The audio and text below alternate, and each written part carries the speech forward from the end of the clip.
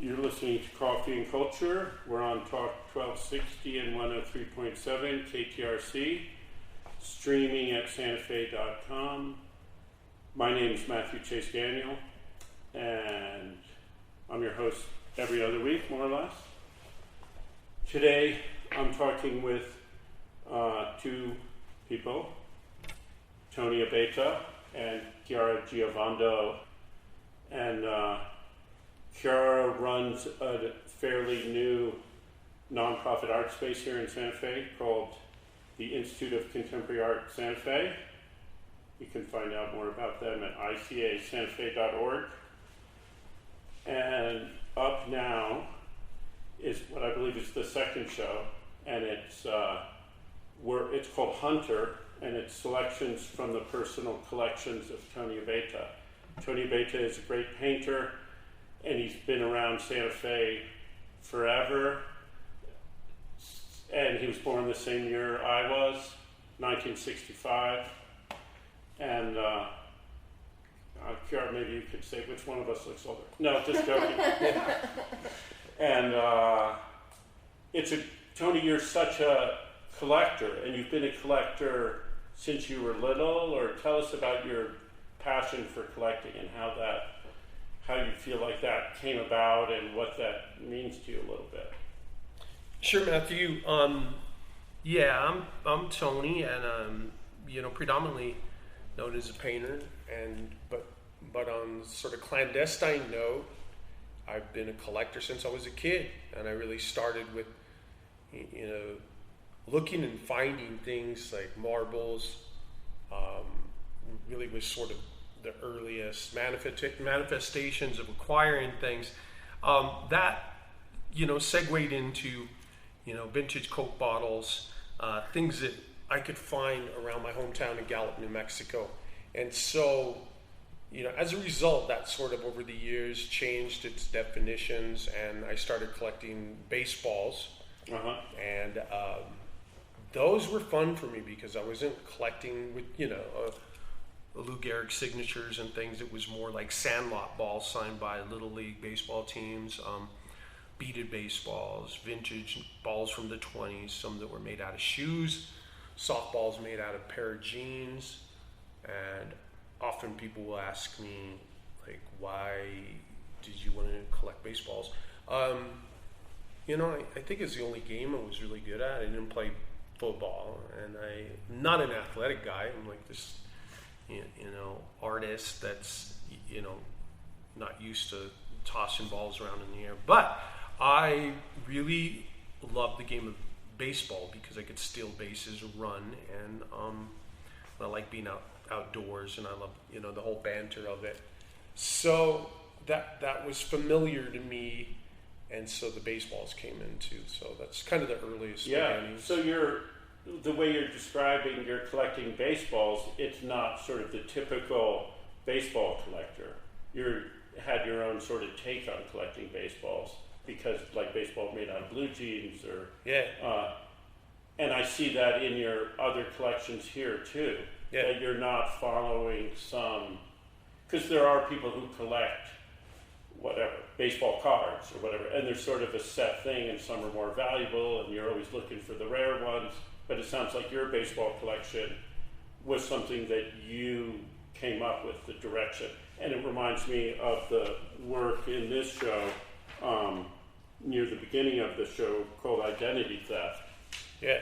Which is a collection of photographs of white people dressed up as Indians, pretty much, right? Sure, yeah. So, backpedaling to the baseballs, I guess my eye was never really conventional. So like baseball cards and signed baseballs in little cases, like those little or coins that were like mint.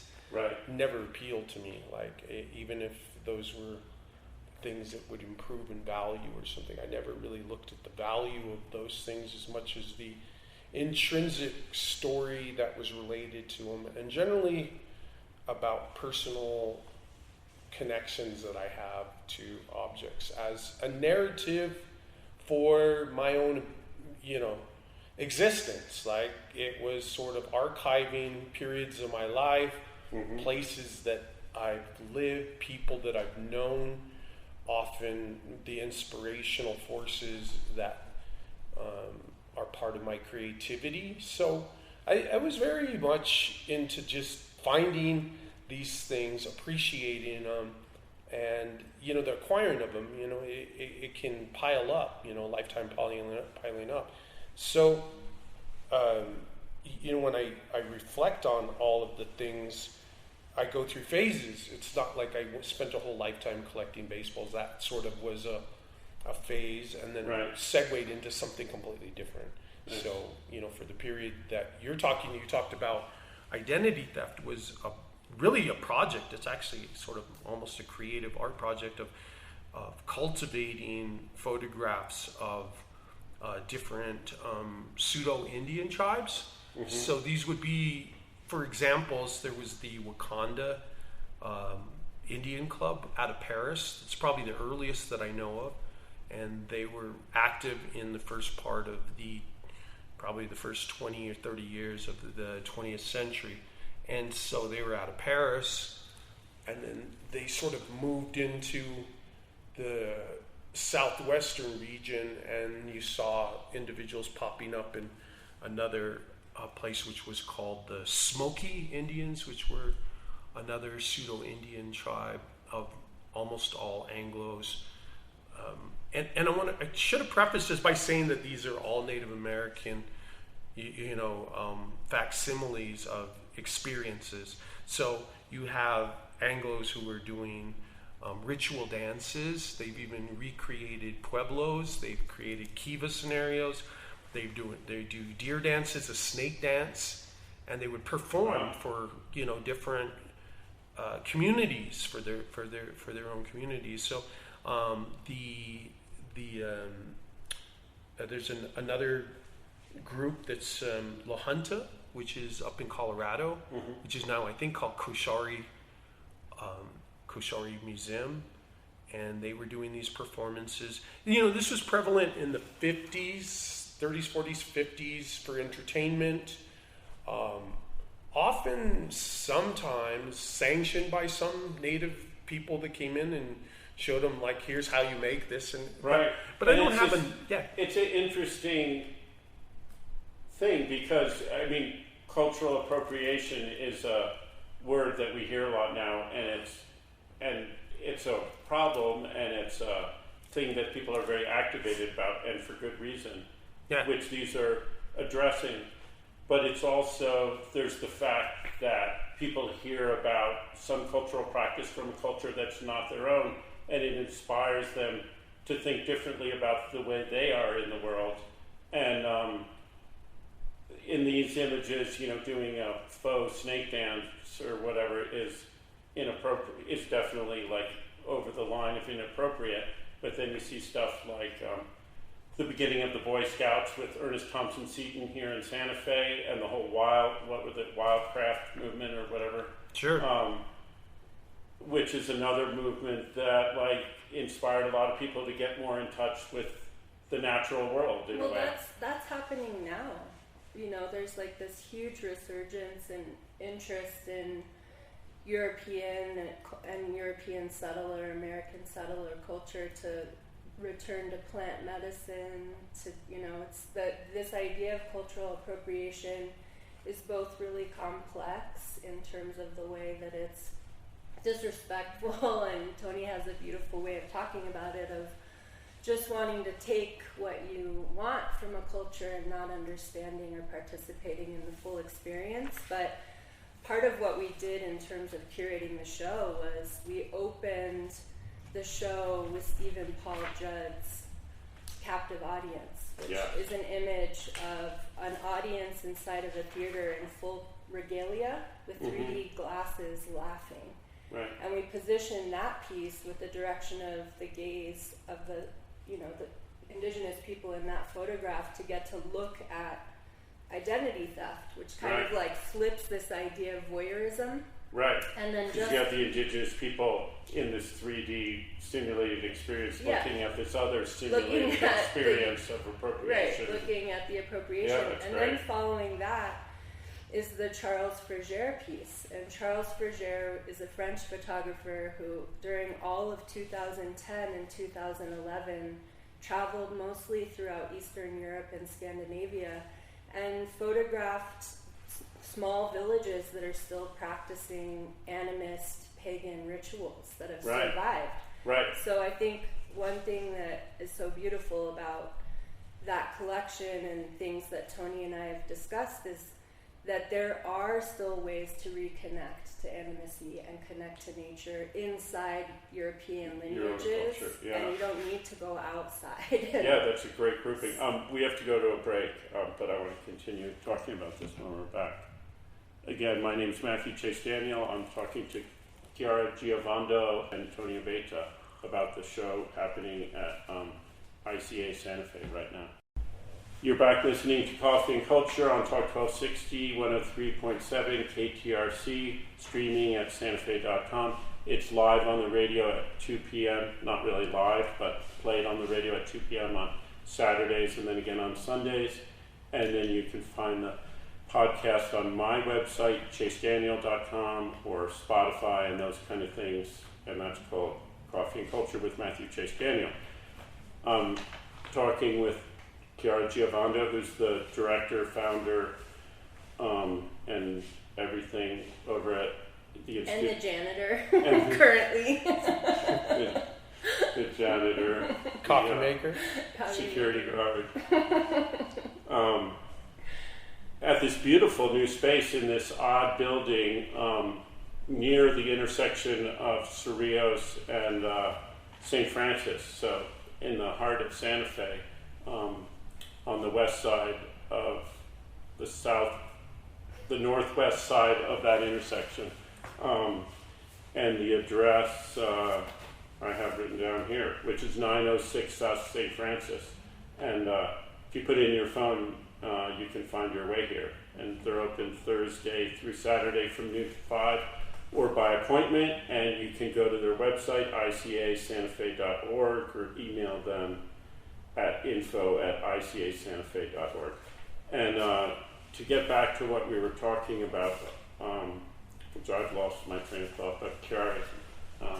Well, I think just the bigger picture of the show is that I met Tony and was able to visit him at his home and studio and just became really interested in the way that artists make collections specifically, and I think especially the way Tony makes collection, which you were touching on before. Mm-hmm. But one of the things that we're trying to do is bridge the high and the low here.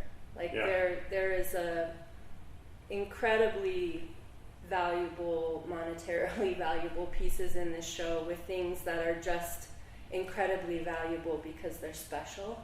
Right. And all of them share a kind of energy that is really guided by Tony.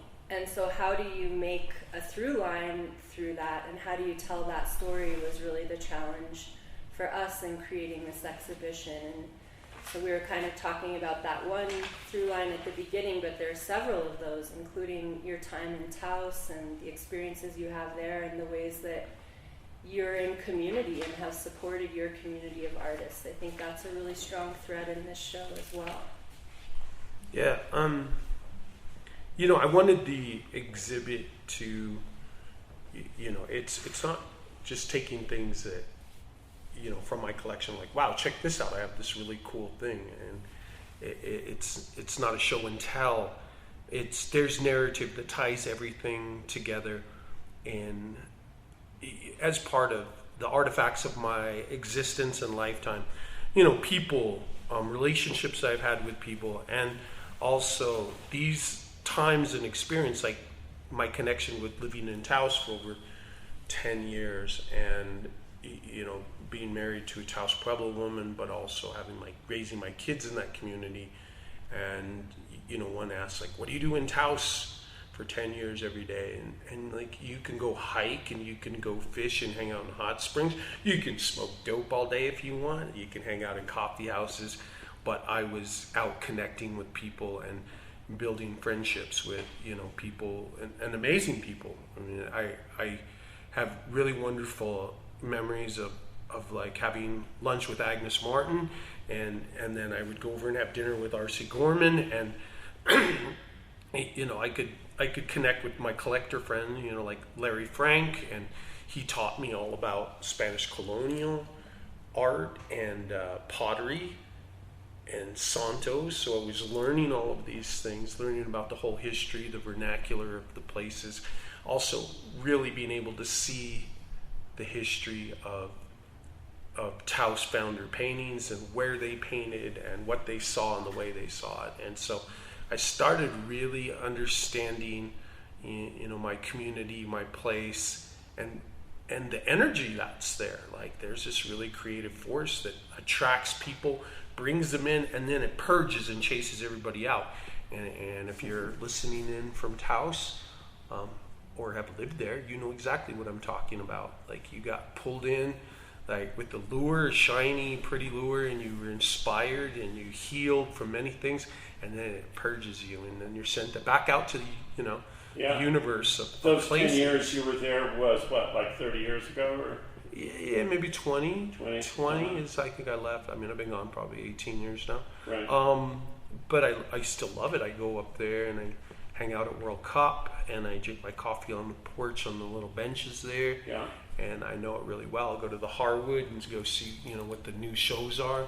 There's just some amazing creative people, which you'll begin to see in this show. This show has an inclusion of some really of artists like Debbie Long, who's working with, time.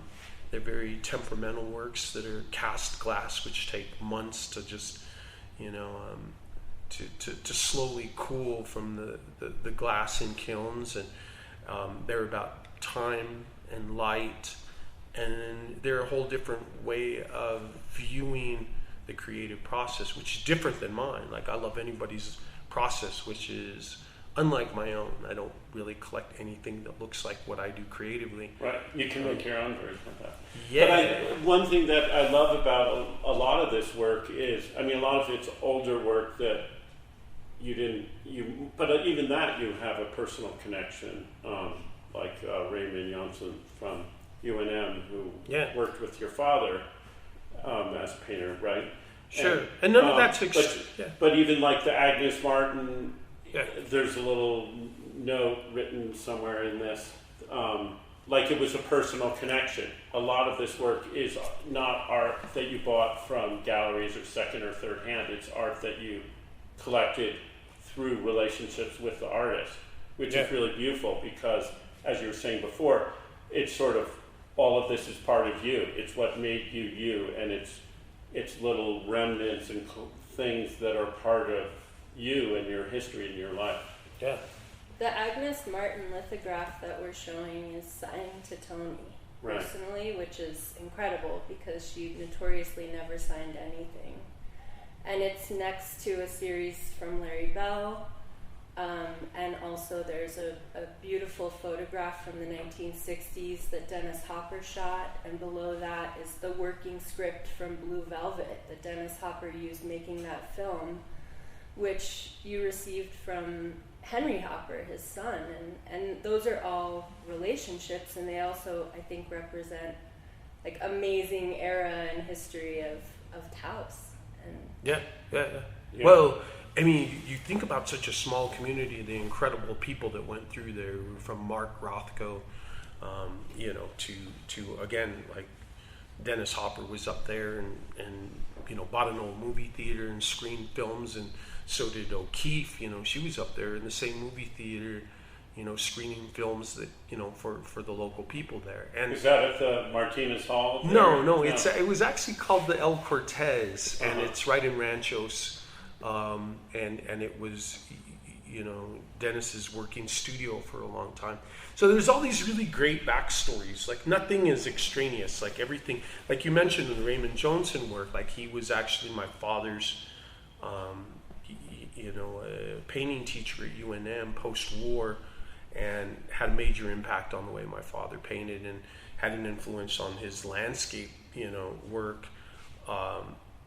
Johnson was a transcendentalist painter, so there was a direct connection to that, and I grew up with the Johnson in the house, so it was very familiar. And so, and I collect his watercolors, only the watercolors from 1940, 1946, 48. They're all numbered 14, 18, 17, and those things. So, but I had a natural inclination towards that kind of period of his work, and because my father was a watercolor painter too, and so everything had these threads that tie and connect with the way artists created and their philosophies, their inspirations, inclinations. All of it's pretty wonderful, and for that it makes it a really interesting exhibit. I tell my friends, like,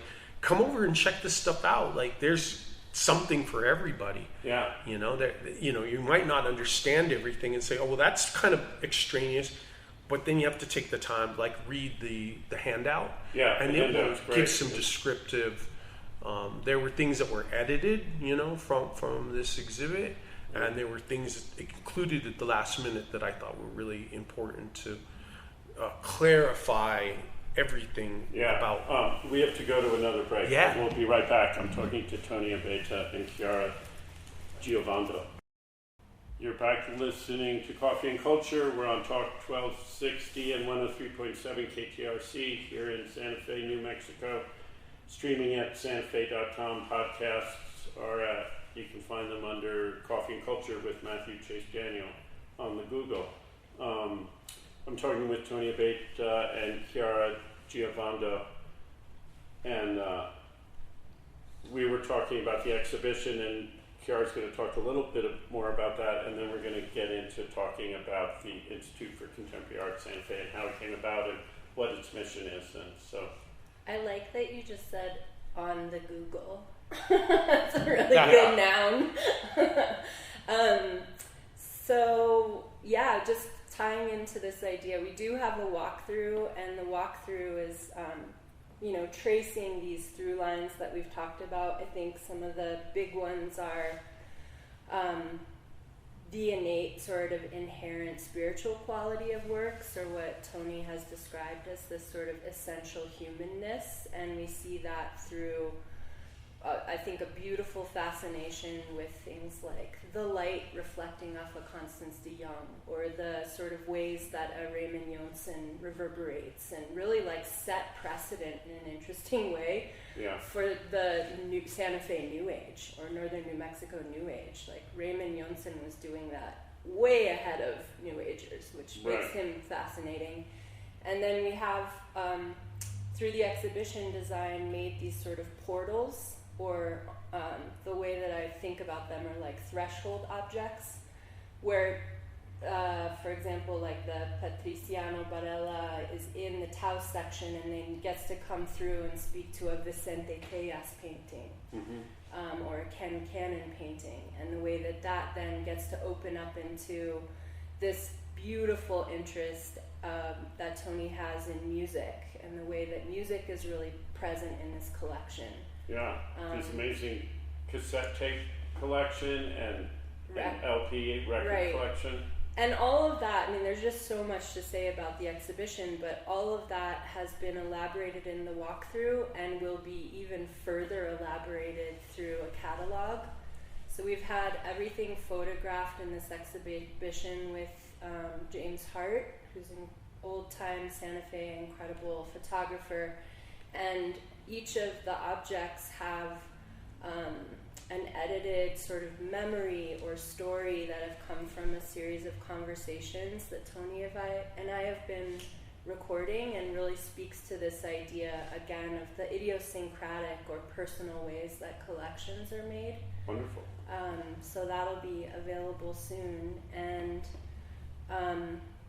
I guess just the last thing I will say is just the interest in this idea of collection as originating from early anthropological or ethnographic models is that it's somehow like a scientific practice or an objective practice, right, which is 100% incorrect. right. Even if you look at like any Ethnographic collections in the museums world, are right? random and Like the idiosyncratic. majority of Smithsonian is coming from Gustav Heye, for example, and it's extremely idiosyncratic. And so kind of dispelling that and allowing the personal back in and allowing, again, the ways that things are made in community and together. And that has a lot to do with the general mission of this space, which is about really supporting art practice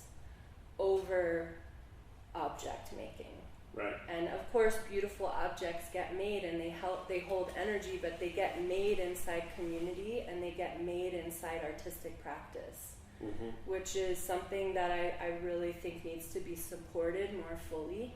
Yeah, I saw that a lot in the last show you did, the first show, which was Hannah Costas, who has a studio near but next door. Yeah. And the works, there were some works in there that I loved and some works which I didn't love so much, but what I loved about the whole of them is it was this one sort of language that she had created through finding these old copper sheets that she just started working with and forming and hammering and peening and making these forms, and they grew from one to the other, and so it was very much where you saw that process and the beauty of that journey.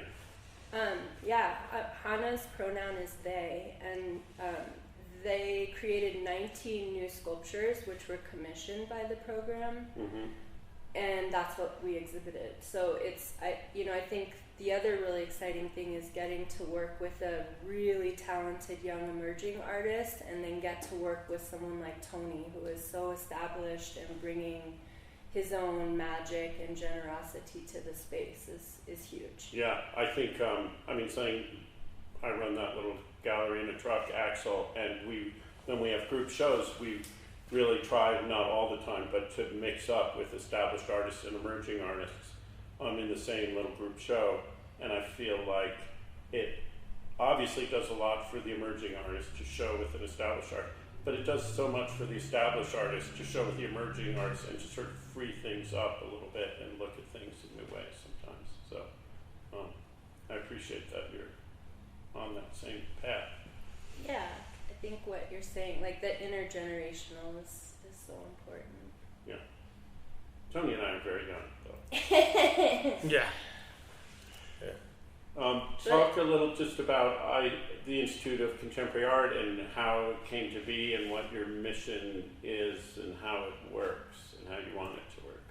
Well, like you said, this is our second exhibition. We just opened in February with a series of soft openings that were more performative.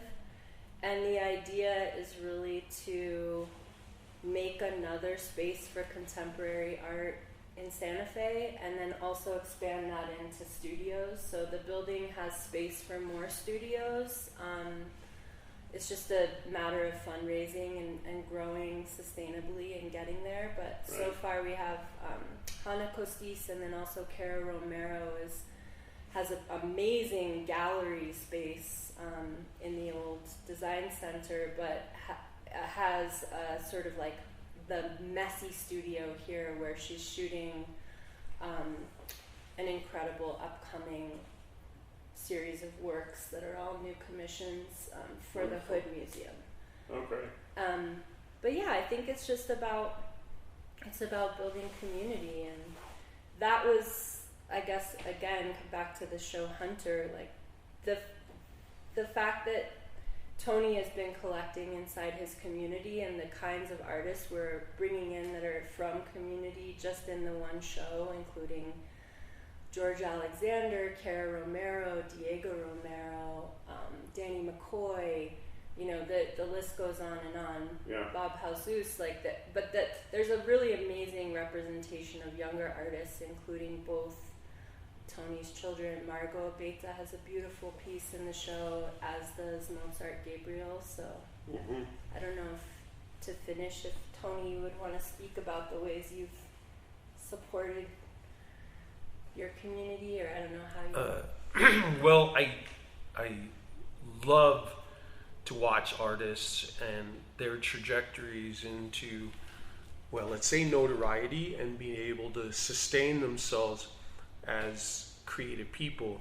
Often you see so many artists having like, I got to take a job, I got to quit doing art, I've got to do something completely. I've got a family now, I can't create the way I once dreamed of doing it. So one of the roles I play is to be able to mentor younger artists and give them some direction, advice like we all need, and encouragement. You know, it's also part of telling people that it's all possible, and that often people are so ready to give up.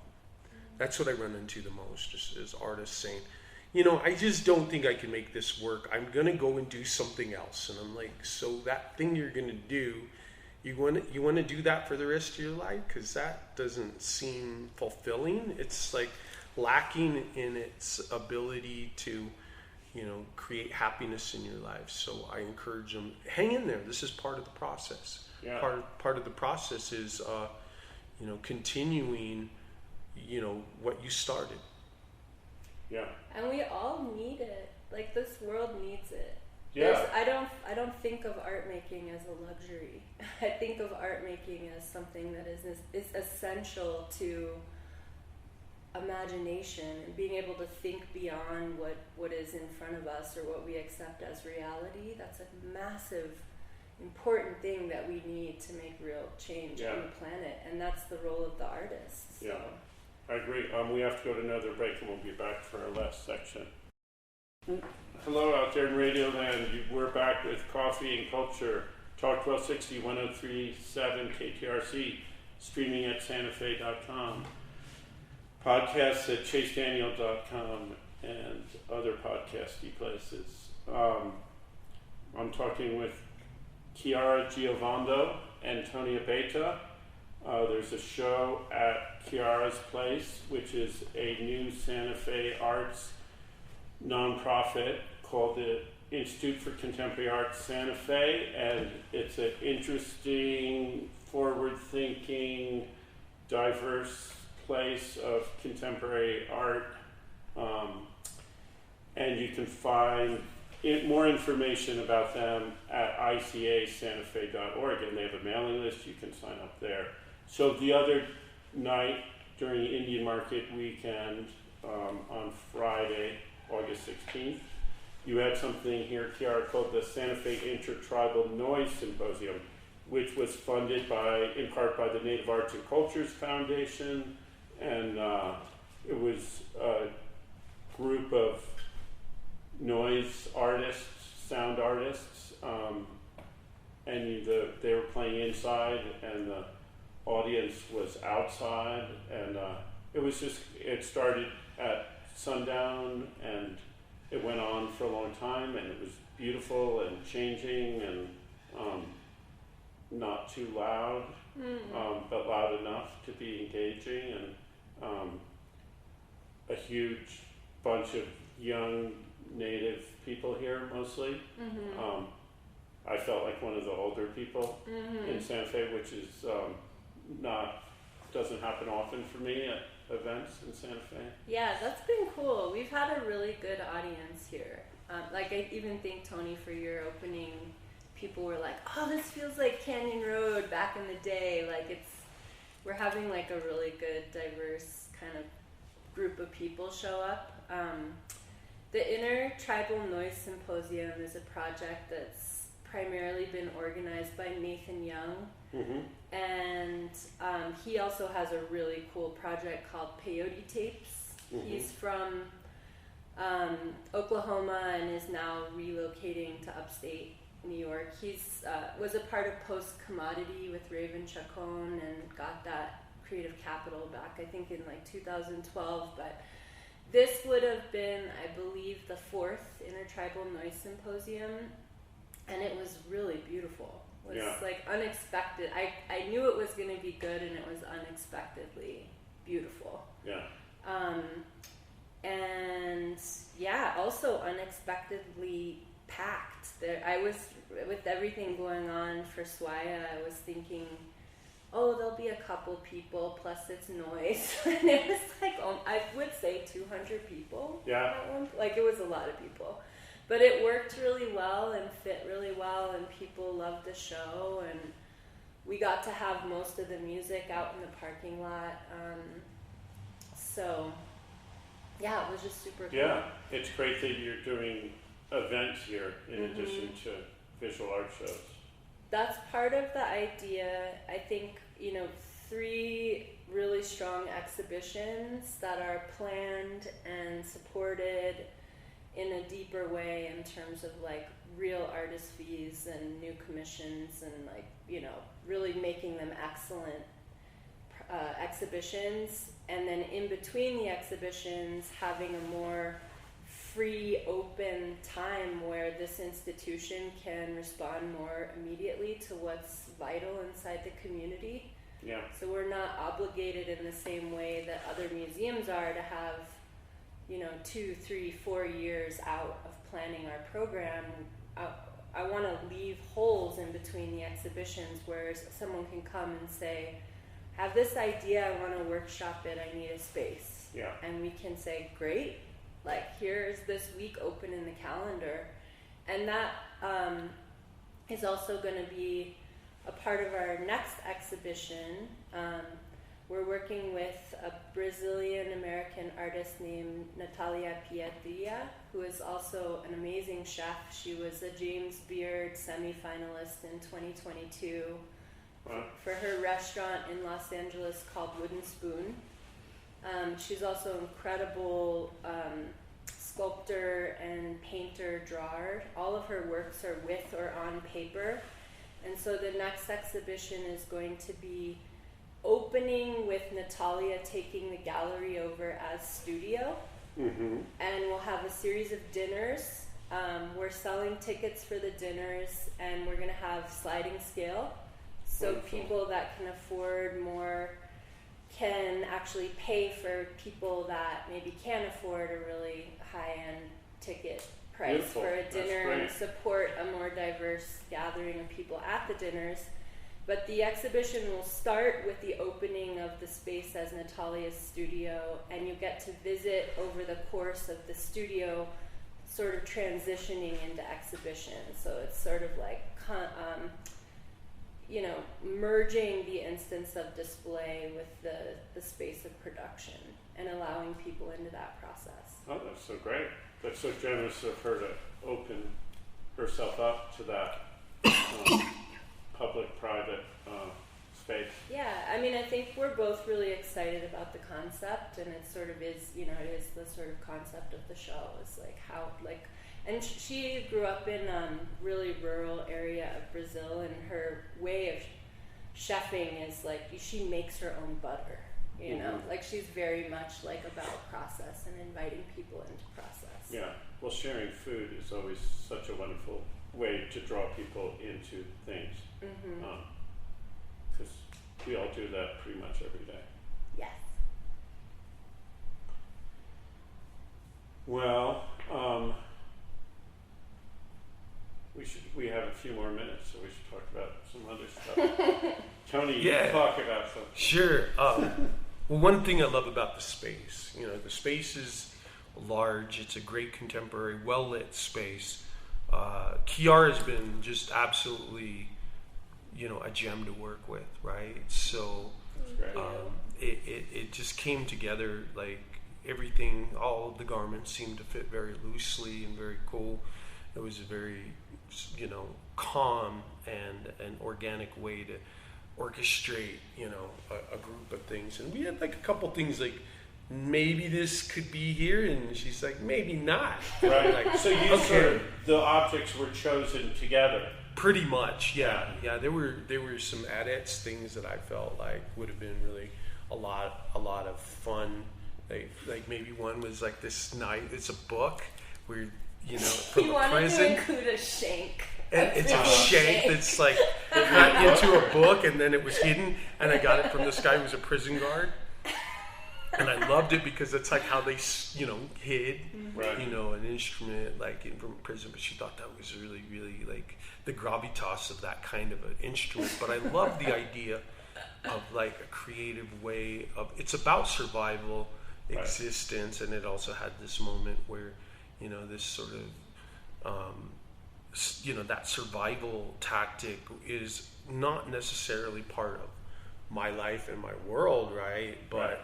I recognize it as being relevant to like humanity and stuff. Yeah. But in this narrative, when you got like, Constance de Jong and Well, we have the shank, so if anyone wants to come in, they could come and check it out. request I want to the see. Show me the shank. When I was a little kid, I would take little hardcover antique books and cut the pages, cut and then glue them together on the inside. You hide drugs? So I could hide. We'll show it to I'm you, kidding. dude. It's Yes, cool. no, I had drugs in there at times, yeah. Yeah, I don't advocate drugs at all. But I will say we pulled all of this together, and it really worked out incredibly well. The opening was fantastic. Like when we talk about the diversity of this community, I really loved that we had people coming in from, it was jam-packed full of people. Like we had to open up the doors because it started getting hot in here, at least to me it did. Yeah. And people were just flowing out into the parking lot, and so there was, sub-parties and stuff going on outside, and I really liked that. And people spent time with the work. Mm-hmm. Like I've never really seen at openings. Usually people use art as the backdrop for selfies. Right. And to like hook up and connect and, do all of that. And then, which for me, what I loved about it is I do openings all the time because I'm an artist, right? I'm so familiar with that world. And so for me, I didn't have to create anything. I didn't have to make anything. And nothing's for sale, so it doesn't. All the pressure's lifted. Like I don't have any. It's just this beautiful sharing. Yeah, it's just like let this be what it is, and to have a space that would allow that sanctions like a creative vision, gave me an opportunity to say, hey, this is like a facet of who I am, and I love this part of me. And like most people might not know that. They might think, oh, Tony's this guy, he's an art hustler. Yeah, we got to finish up. But I just want people to go to icasantafe.org. Chiara's a great guide through the work if you come in here during opening hours or by appointment. We also might do one more, if Tony has time, one more artist walkthrough with Tony. Yeah, great. We'll send out on the email list about that. Okay, and sign up for the email list. Also, this is a nonprofit organization, so you can donate money, support what they're doing, or get involved. So check it out. Thank you both. Thank you.